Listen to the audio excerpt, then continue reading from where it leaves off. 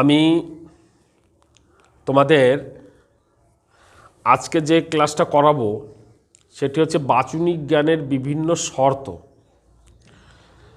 আমি তোমাদের পূর্বে বলেছিলাম যে আবশ্যিক শর্ত কাকে বলে, পর্যাপ্ত শর্ত কাকে বলে।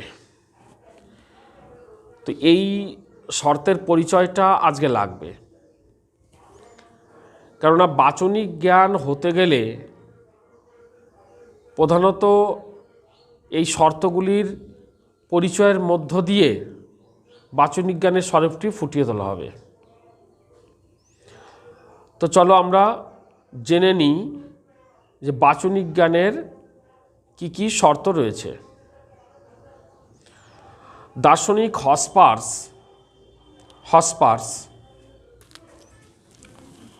হ দন্ত স পয়াকার দন্ত স রেপ হসপার্স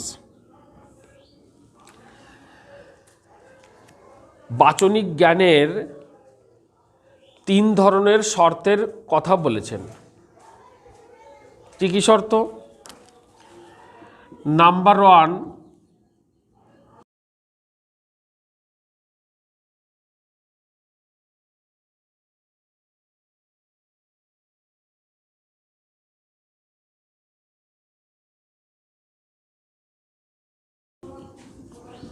নাম্বার 2 বিশ্বাস, নাম্বার 3 বিশ্বাস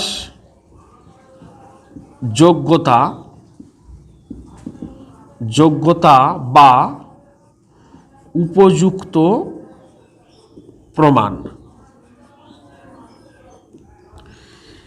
এই 3টে শর্তকে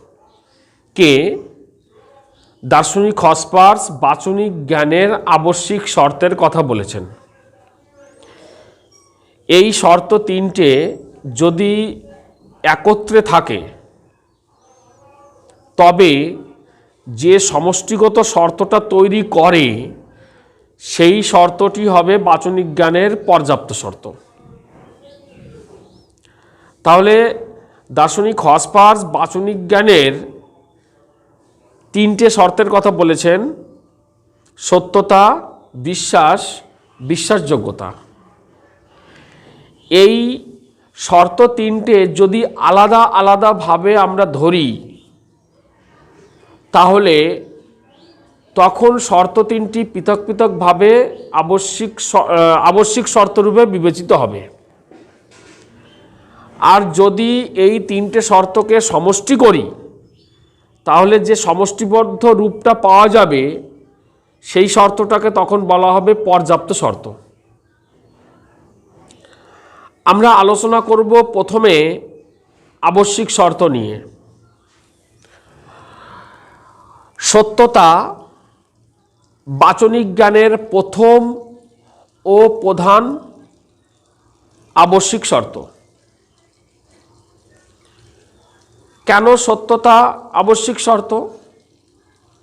কারণ সত্যতা যদি কোনো বাক্যে থাকে, কোনো বাক্যের অর্থ যদি সত্য হয় কিন্তু সেই বাক্যের অর্থের প্রতি আমার বিশ্বাস থাকবে তার তো কোনো মানে নেই, বা সেই সত্যের পিছনে আমি যদি কোনো উপযুক্ত প্রমাণ না পাই তাহলে সেটি সত্য হলেও সেটি বাচনিক জ্ঞান হবে না।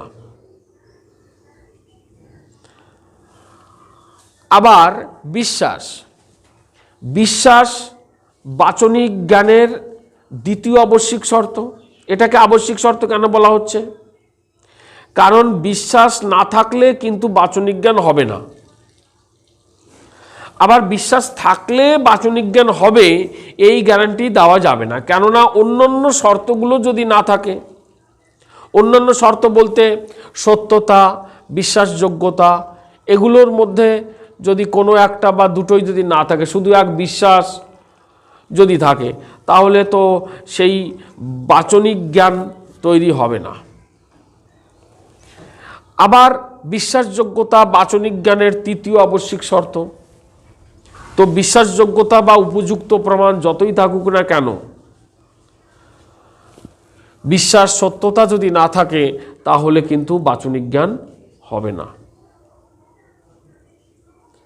তোমাদের যদি পরীক্ষায় আসে তোমরা কিভাবে এই নোটটা লিখবে যে বাচনিক জ্ঞানের বিভিন্ন শর্তের পরিচয় দাও।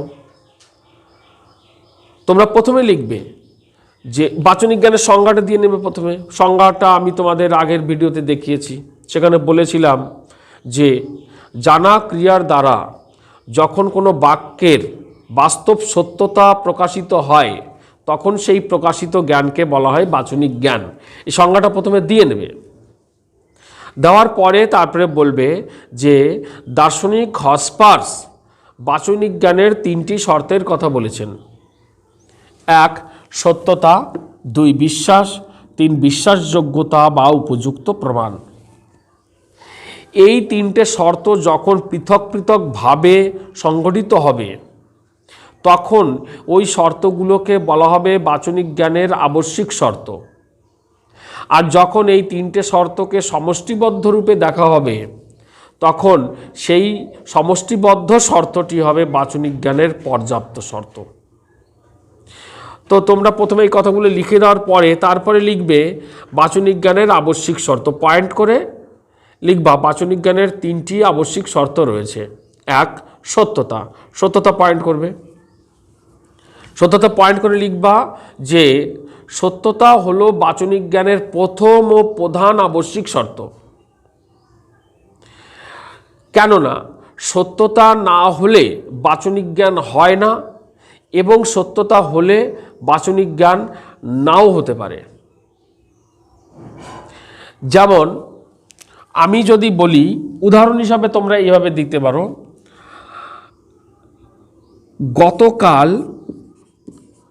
গতকাল বৃষ্টি হয়েছে।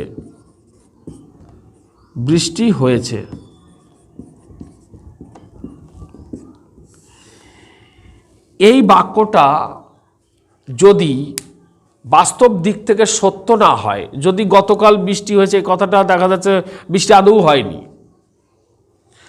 তাহলে এই গতকাল বৃষ্টি হয়েছে এই বাক্যের দ্বারা কিন্তু কখনো কারোর বাচনিক জ্ঞান হবে না, জ্ঞান হবে না। এইবার চলে আসি দ্বিতীয় পয়েন্ট, বিশ্বাস। বিশ্বাস পয়েন্ট করে লিখবা বিশ্বাস হলো বাচনিক জ্ঞানের দ্বিতীয় আবশ্যিক শর্ত। কারণ বিশ্বাস না থাকলে বাচনিক জ্ঞান হয় না এবং বিশ্বাস থাকলে বাচনিক জ্ঞান নাও হতে পারে। কেননা সেক্ষেত্রে যদি অন্যান্য শর্তগুলো যদি না থাকে, উদাহরণ হিসাবে তোমরা দেবে গতকাল বৃষ্টি হয়েছে। দেখা যাচ্ছে যে এটিকে তুমি বিশ্বাস করো, তুমি কথাটা বিশ্বাস করলে, কিন্তু তার তো উপযুক্ত প্রমাণ নাও থাকতে পারে। বিশ্বাস করলেই তো উপযুক্ত প্রমাণ পাওয়া যায় না, তো কিন্তু বাচনিক জ্ঞান হবে না। কিন্তু বিশ্বাস করতেই হবে। বিশ্বাস যদি না করি তাহলে যতই সত্য হোক বাক্য, যতই উপযুক্ত প্রমাণ থাকুক, তাহলে কিন্তু এই বাক্যটা কখনো বাচনিক জ্ঞান দিতে পারে না। সুতরাং এই বাক্যের বাচনিক জ্ঞান হতে গেলে বিশ্বাসের অবশ্যই প্রয়োজন। চলে আসি তৃতীয় শর্ত, বিশ্বাসযোগ্যতা বা উপযুক্ত প্রমাণ। বাচনিক জ্ঞানের তৃতীয় আবশ্যিক শর্ত হচ্ছে বিশ্বাসযোগ্যতা বা উপযুক্ত প্রমাণ। কারণ বিশ্বাসযোগ্যতা না থাকলে বাচনিক জ্ঞান হয় না এবং বিশ্বাসযোগ্যতা থাকলে বাচনিক জ্ঞান নাও হতে পারে অন্যান্য শর্তের অভাবে। যেমন গতকাল বৃষ্টি হয়েছে, এই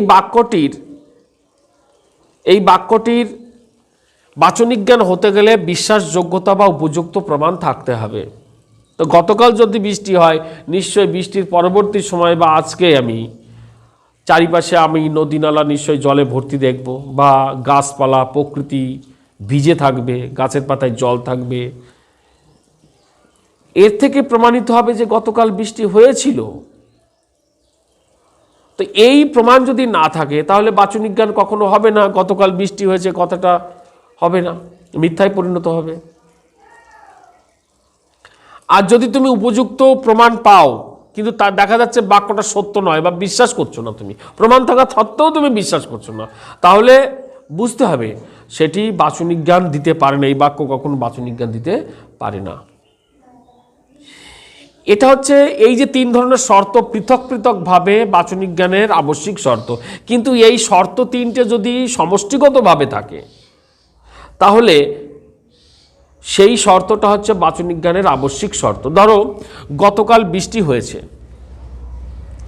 এই বাক্যটা বাস্তব সত্যতা রয়েছে, বাস্তব দিক থেকে এটা সত্য, উপযুক্ত প্রমাণও রয়েছে, এবং তুমি এই বাক্যটাকে বিশ্বাস করো, গতকাল বৃষ্টি হয়েছে বিশ্বাস করো, তাহলে তোমার বাচনিক জ্ঞান অবশ্যই হবে। এই যে শর্তটা, এটা হচ্ছে বাচনিক জ্ঞানের পর্যাপ্ত শর্ত। কেমন করে একটু খেয়াল করো তোমরা। সত্যতা,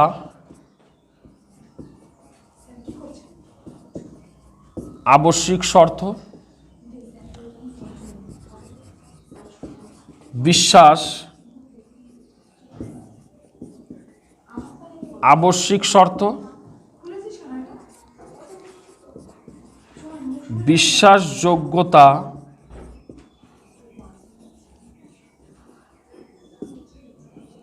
আবশ্যিক শর্ত। এই যে 3টে রয়েছে, এই 3টে শর্তকে আমি পৃথক পৃথকভাবে যদি ধরি, আলোচনা করি, তাহলে কিন্তু আবশ্যিক শর্ত হবে। কিন্তু যদি এই 3টে শর্তকে আমি সমষ্টিবদ্ধ করি, দেখো সত্যতা যোগ বিশ্বাস যোগ বিশ্বাসযোগ্যতা সমান সমান পর্যাপ্ত শর্ত, পর্যাপ্ত শর্ত, এগুলো কিন্তু সব বাচনিক জ্ঞানের শর্ত। তাহলে সত্যতা, বিশ্বাস, বিশ্বাসযোগ্যতা, এই 3টে শর্তকে যখন আমি আলাদা আলাদাভাবে ধরব তখন কিন্তু সেটা হবে বাচনিক জ্ঞানের আবশ্যিক শর্ত। বাচনিক জ্ঞানের আবশ্যিক শর্ত সত্যতা, বাচনিক জ্ঞানের আবশ্যিক শর্ত বিশ্বাস, বাচনিক জ্ঞানের আবশ্যিক শর্ত বিশ্বাসযোগ্যতা বা উপযুক্ত প্রমাণ। কিন্তু যখন আমি এই 3টে শর্তকে সমষ্টিবদ্ধ রূপে ধরব, তাহলে এই সমষ্টিবদ্ধ রূপে এরাও কিন্তু একটা বিশেষ শর্ত তৈরি করে। সেই শর্তটা কিন্তু বাচনিক জ্ঞানের পর্যাপ্ত শর্ত। শুধু পর্যাপ্ত শর্ত নয়, বাচনিক জ্ঞানের পর্যাপ্ত শর্ত। তাহলে তোমরা নিশ্চয়ই বুঝতে পারছো বাচনিক জ্ঞানের বিভিন্ন শর্ত পরীক্ষায় ভীষণ আসে। প্রতি বছর কম বেশি করে এখান থেকে প্রশ্ন হয়ই হয়। যদি শর্ট কোশ্চেন হয় তো বড় প্রশ্ন হয় না, যদি বড় প্রশ্ন হয় তো শর্ট কোশ্চেন হয় না। তোমাদের এখান থেকে প্রশ্ন থাকেই থাকে। তোমরা একটু কেয়ারফুলি এটাকে, ভিডিওটা তোমরা বারবার দেখার চেষ্টা করবে আর নোটটা লিখে রাখবে।